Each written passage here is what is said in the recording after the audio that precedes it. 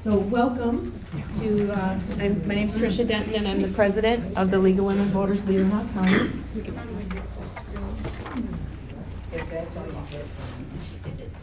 The League of Women Voters is a nonpartisan political organization that encourages informed and active participation in government, works to increase understanding of major public policy issues, and influences public policy through education and advocacy.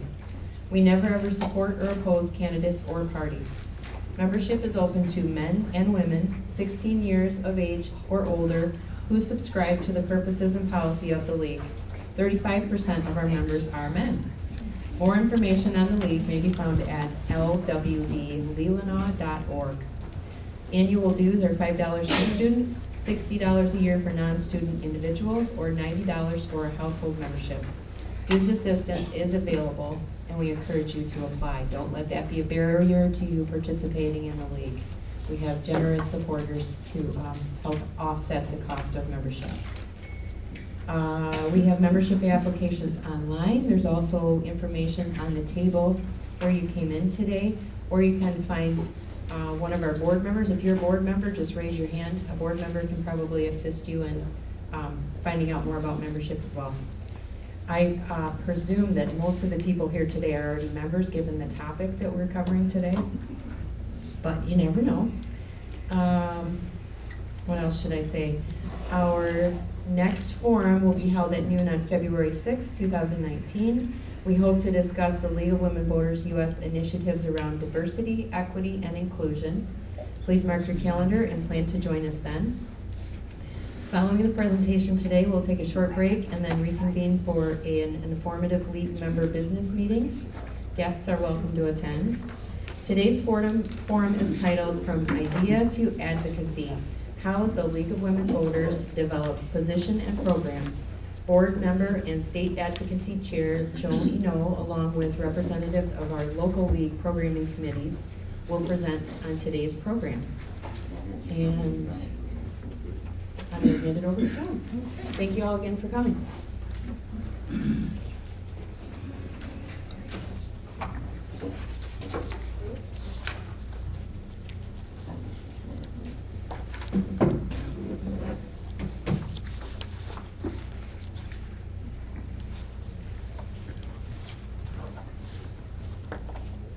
Technology grand.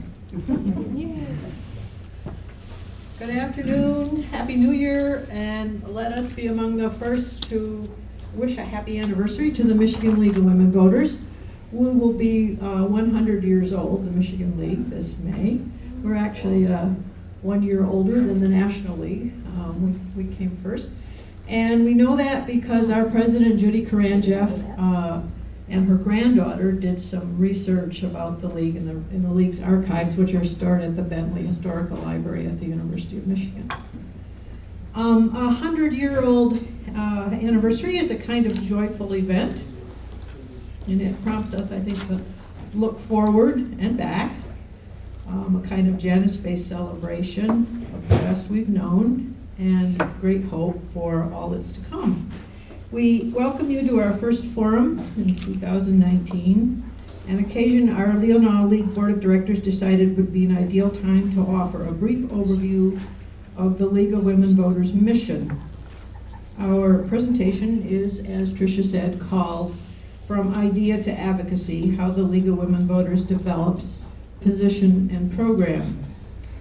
I'm Joan, of course, and as Tricia also said, and we have with us also today who will be speaking, Christy Bardenhagen, our Vice President and Chair of our Farm Labor Task Force, Chris Palmer, Co-Chair of our Voter Services Committee, Jan Frazee, who chairs our ERA Committee, that's Equal Rights Advocacy, Tricia Denton, who will be speaking about the Energy and Natural Resources Committee. And yes, Sue Miller, who's over there and not up front yet, who will be speaking about the Early Childhood Needs and Services Committee. I'd like to offer just a bit of context before we start the their presentations. At each of our monthly meetings, as was true again today, you've heard our president open by reminding all of us that the League is a political organization, but it is nonpartisan. Political, but nonpartisan. We League members are comfortable there in that political nonpartisan space. A space where freedom can sit down, where those with different points of view can learn together about public problems and workable solutions. There aren't many organizations like that, actually. We're among the few. But that is our central aim. A person who finds merit in our approach is a woman named Elizabeth Anderson, who's the Dean of Philosophy at the University of Michigan. Can I go this somewhere, John? Maybe by advancing. This will be easy as I get going here. Elizabeth Anderson is there at the University of Michigan, and she spent her lifetime working on two concepts, equality and freedom, so that they're not in opposition to each other in her discipline, which is political philosophy. And she's decided that we citizens of towns, of state, of nation, and our planet, must resist ways of thinking that are anti-pluralistic and tribalist. Ways of thinking that presume that certain models have absolute, not situational value. She said, rather than fighting for the ascendancy of certain positions, she suggests we should fight to bolster healthy institutions and systems, those which ensure that all views and experiences will be heard. Or, she says, today's righteous projects will inevitably seem fatuous and blinkered from the vantage point of another age. She argues a lot and writes a lot about the need for flexibility and the ability to keep an open mind and hear our neighbors even when they're in disagreement with us. Many of our citizens find this stance, political but nonpartisan, suspicious. We felt that this last fall during the election at times. They regard our stance, indeed sometimes they regard us, with suspicion, because it can be difficult to understand how political and partisan can be distinct. But they are two different words, and they convey two different ideas, even with an overarching political context. Here's a trick that I use that helps me recognize the difference and separates the two ideas. I draw a distinction that an early policy professor of mine explained as the difference between being a wise man and a wise guy. Or perhaps we might say the difference between being a wise woman and a sassy woman. Aaron Wildavsky, who many people believe is the father, I see some nodding heads here, the father of public policy in the United States, who hasn't been with us now for about 20, 25 years. I just have to advance this. Used a word to describe an excellent, what he thought was an excellent policy analyst, a systems analyst. And the word is a Yiddish word, and I'm not a Yiddish speaker, but I'm told that the CHs are pronounced as though they're sort of a guttural H. So in this case, the word would be hochem, a Yiddish word meaning wise man with overtones of wise guy. So he said that that's what a good systems analyst is. But I want to, for our purposes today, I would like to carve that idea at its joint and ask that we consider the difference between the wise man and the wise guy, to take notice of the difference in attitude and in emphasis. First, the wise man. To be a political organization, which we are, the League, is to acknowledge that public problems in a community are many, that a workable description of each of those problems is a challenge that requires knowledge, know-how, and know-to, that the resources, the things like time, money, and expertise to ameliorate those public problems are always limited, and that solutions or better practices to address those problems are varied and they evolve over time. All of this constitutes an important mission, ours, and it's a difficult mission because it acknowledges uncertainty and it values questions. Despite the level of difficulty, a political organization like our league, and the league across the country, aims to improve our community. So, as members, we work within the uncertainty to understand those problems. We study. We carefully define the public problem. We educate ourselves and others. We hustle to identify resources, and we help others implement solutions or best practices, always staying nimble and alert for better ways to make our community more livable and more lively. To be a member of a political organization like the League is to be, I would suggest, a little book smart like a wise man. Second, the wise guy. To be a partisan organization, which we are not, is to be directly affiliated with a political party. That political party, Republican, Democrat, Green, or others, espouses an explicit philosophy, and it uses that philosophy as a lens through which to view our world and the problems in it. This too is an important mission, and it's difficult because it requires that you value particular answers and a kind of disciplined inquiry within certainty.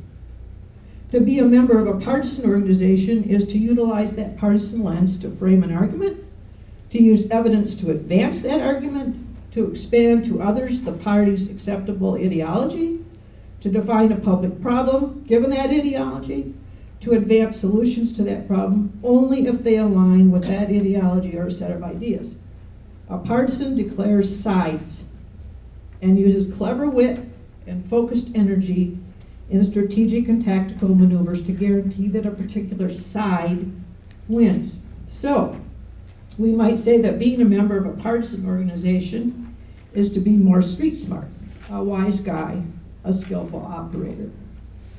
To me, our stance in the League, political but nonpartisan, is a matter of emphasis and attitude and disposition and study. It's a matter of the role of questions and what counts as evidence. We stay focused on public problems, which we formulate, and when necessary, reformulate. We are policy-centered. We dig for information and answers and workable models.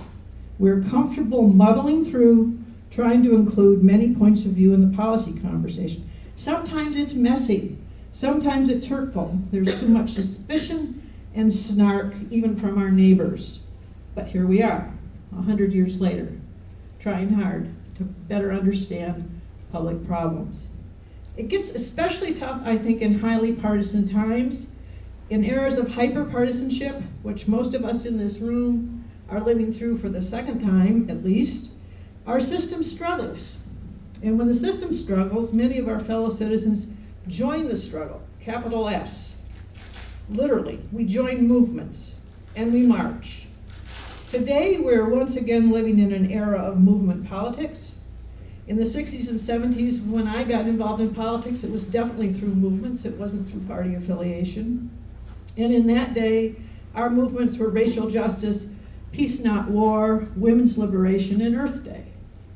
And today, the movement's focus, I would say, as I look out over the political landscape, on safety for women and blacks in their places of home, work, and community, gun violence prevention, and the Green New Deal. And as was true 50 years ago, these movement leaders are young, they're strong, they're opinionated, they're strategic. For example, the young leaders of the Green New Deal marched to Nancy Pelosi's office a couple weeks ago, singing a song from the mine workers organizing marches of the 30s and the civil rights movement of the 60s. Which side are you on? Which side are you on? Pete Seeger sang it early, and Ari DeFranco sings it now. The question remains the same. Which side are you on? Well, the answer in the League, I think, is this. For us and our neighbors to remember, we're interested in a deeper understanding of both sides. We will focus on learning more about the public problems that cause citizens to take sides. We are determined to provide a space where the sides can have a conversation about possible solutions, and we do that to achieve the consensus necessary to advance and implement good public policy. We have plenty of those public policy positions in place already as the League of Women Voters. And because we do, it looks to some like we have a side. It's important to remember that each of these public policy positions has been developed over decades, some of them through study and consensus. And I'd like to share with you our national public policy positions, the titles of them. Thank you for listening to my context. I feel strongly about that, as you can see. I think it's very much a part of this notion of study and development. We have, in the U.S. League of Women Voters, published all of our policy positions in a book called Impact on Issues. This is it. It's titled A Guide to Public Policy Positions, and you'll see that some of our committee chairs have quoted from it, and yet another document later on. But it is a guide. It is a publication that gives a very good context or explanation for all of the positions the National League has adopted. It's available online. It's also available through Amazon for about $6 if you would like to order one. So those public policy positions at the national level are broken into 4 or 5 different topic areas. In the representative government topic area, we have 20 separate published policy positions, the result of 20 separate studies. In the international relations policy area, or topic area, we have 8 separate policy positions. In natural resources, we have an additional 8 that can be read. Environmental protection, policy control, air quality, water resources, solid waste, nuclear waste, public participation in agriculture policies. In social policy, there are an additional 24. You can see that they include public education, immigration, housing supply, child care, early intervention, so forth. Now in Michigan, we also have policy positions that have been researched and written and published, and they are available on the Michigan League's website, which I've included there. I'm going to jot it down. In Michigan, we have 16 policy positions in total, 4 of them in the government area. As you can see, one of them is redistricting for state legislature and the U.S. House of Representatives. That is the policy position we relied upon in order to take our stand on redistricting last year. Many of us in this room worked hard to see that proposal passed so that we could add the Citizen Redistricting Commission to our our Michigan Constitution. We also have 5 separate policy positions in natural resources that are particular to the state of Michigan. And we have 7 in social policy area.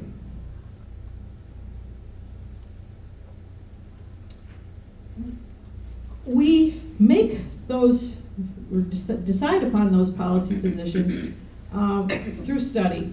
And the study chart is actually on the Michigan League website, and it's kind of comical to share with you when I made a copy, because in order to get it presentable for you in a PDF, it got reduced to 1 sheet, and you can, it's so multi-step, there's so many pieces to it that the sheet of paper is almost unreadable. But on the website, it has a beautiful, colorful 3-page explanation of this chart. So be sure that as a league member, you're comfortable using our league website, our Michigan League website, luv.mi.org. And you can see this much more clearly there. There's a study flow chart. There's also a sample study final report about the judiciary, and then there's a link to the U.S. studies as well. But I wanted to just share with you how careful league members are when they conduct a study in order to arrive at a position. We have, raise your hand, people on the Farm Labor Task Force, people in our room, in this room, who have done this, and they can tell you firsthand, and I'm sure we'll share at the end of our session when we have our discussion what the steps included, but it is a serious piece of intellectual work that results after you go through this process. You recruit a study committee. If necessary, you develop a budget. You have a timeline. You conduct research. You develop consensus questions after you've done your research. Those questions have to be clear and concise and objective. They have to be answered by the material that you've collected to provide to members, both in your league and eventually to all the state league members in Michigan. They have to be, and this is an important distinction, I think, they have to ask for a citizen's decision when you answer the question that's based not on technical information, but on your best judgment as a citizen as to what's best for the state, for your community. They ask for a point of view, that kind of a point of view, rather than a factual argument. So it's a consensus-making process. We went through it in this league about a year or 2 years ago with Marion as we looked at affirming the state's positions. We'll do it again, probably at the board level, a meeting to which all of you would be invited again this year. We'll take a look at and see if we still have consensus on the Michigan positions. We eventually, after you do your study and you develop the consensus positions, you send the questions to the league board for its approval, and then you send those questions and the background materials to all the local leagues in the state.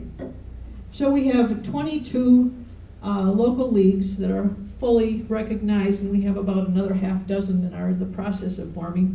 So after you get finished with that work and you send it out, you're looking at about 2,300 readers, other league members. They conduct their discussion of your material, if you've made a recommendation, and they have their own consensus meetings. They report their results to the board. The study committee, well, first of all, they report it to the study committee, and the study committee analyzes all of that, and they in turn report it to the board. The study committee then is still in charge of the development of the position. We don't have a position yet, notice. We don't have a position that will be sent to the board until after all the league members in the state of Michigan have had an opportunity to review the research and the questions that you've developed if you're on a study committee. So at that point, the study committee drafts the position. And then it sends it to the Michigan League Board, and they can alter it a bit, but not a lot. And at that point, and only at that point, is the position available for advocacy work. So at that point, we can go to the legislature, for example, on a bill that position would apply to, but not before. So sometimes we find ourselves in a situation where we see a bill in the legislature that's moving, and we can't actually step into the room and say, we oppose it, or we support it. We had a situation like that. Tricia might talk about in just a few minutes. She's nodding her head over there. But this is the reason why our position isn't broad enough to encompass that. So know that when people wonder why you're on a particular side as a league member, we're on a side if we've had this kind of study and this kind of thorough evaluation. And we should be able to tell our neighbors too that this kind of a study takes about 2 years from start to finish. And ultimately, it's approved by our biennial state convention, if it's in the state, or the biennial national convention, if it's at the national level. The national level goes through a process similar to this, but they're relying on the boards of the state leagues to respond to their consensus questions. Local leagues in Michigan also use this process. We do not here in Leelanau, but of our 22 local leagues in the state, I checked the websites of all of them, and 11 of them have their own local positions posted on their website. So they've gone through a process similar to this locally. We can talk about that later if there's interest. But as I say, at this point, the positions are available for advocacy, and in December of 2017, the Michigan State Board adopted this definition of advocacy. Notice that it includes actions and it includes methods.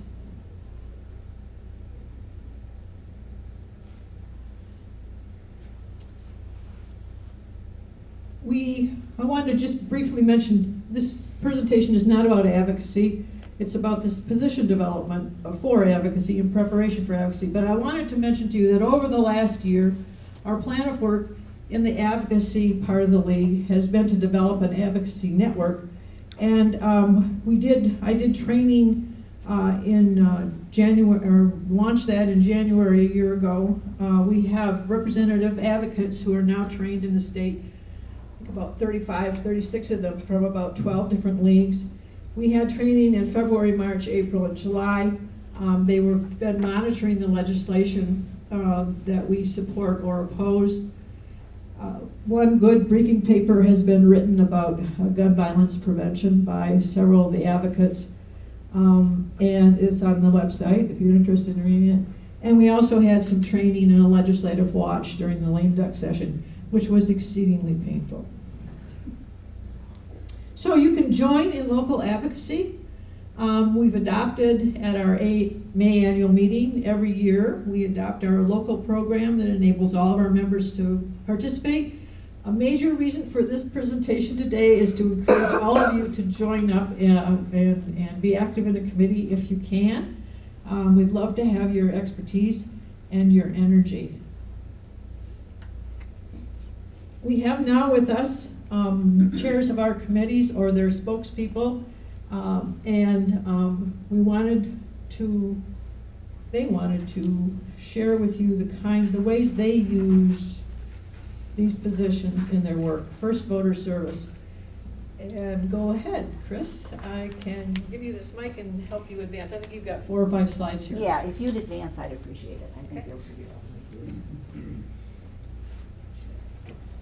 Good afternoon, and yay for all of you making it out here today. Not an easy task. Now that Joan has you very well versed in the practice of study, consensus, and position, I'm going to talk to you about a committee that was not developed through study. Voter service is an integral part of the League's structure. I believe the committee takes its essence and legitimacy from the League of Women Voters mission statement. I'll quote, "The League of Women Voters, a nonpartisan political organization, encourages the informed and active participation in government, works to increase understanding of major public policy issues, and influences public policy through education and advocacy." That is not to say that the committee could not develop positions. The advocacy issues that we have pursued are based on League positions, and that's what I intend to illustrate for you now.